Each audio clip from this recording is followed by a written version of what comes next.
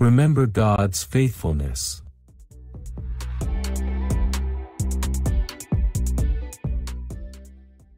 Lamentations chapter 3 verse 21 and 22.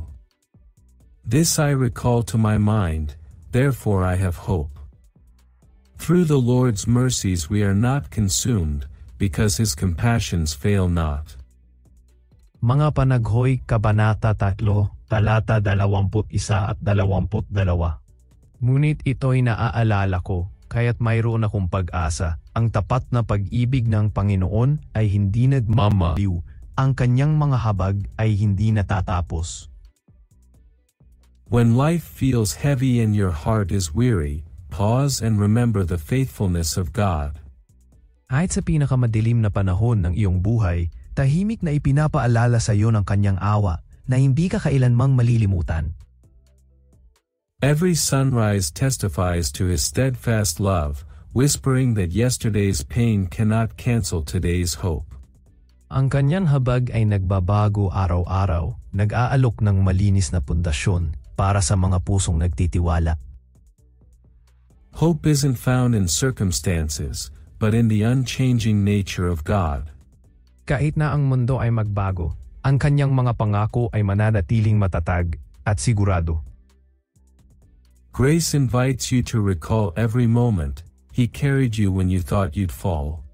Bawat pagsubok na iyong nalampasan ay patunay na ang kanyang katapatan ay hindi kailanman nabibigo. When your soul feels faint, speak to yourself as Jeremiah did, I will remember. Ang pagpiling makaalala ay ang pagpiling maniwala na ang biyaya niya ay gumagana pa rin sa paghihintay. God's mercy doesn't depend on your perfection, it flows freely because of His character. Ang kanyang pagmamahal ay lumalampas sa iyong mga paggabigo. Ibinabalik ang tila hindi na maaayos. Even in silence, His faithfulness is working behind the scenes, aligning your life with His divine purpose. Ang anumang tila na antala ay hindi kailanmang itinatanggi kapag isinulat na ng awa ng Diyos ang kwento. So lift your eyes, and let gratitude awaken fresh hope. Ang Diyos na tapat kahapon ay magiging tapat muli ngayon at magpakailanman. Salamat sa panonood. Kung na-bless ka sa video na ito, mangyaring huwag kalimutang mag-like at magkomento. Huwag mag-atubiling i-share sa iba na nangangailangan ng biyaya ng Diyos ngayon. Mangyaring mag-subscribe at i-click ang bell icon para ma-notify at manood ng iba pang mga inspirational na video tulad nito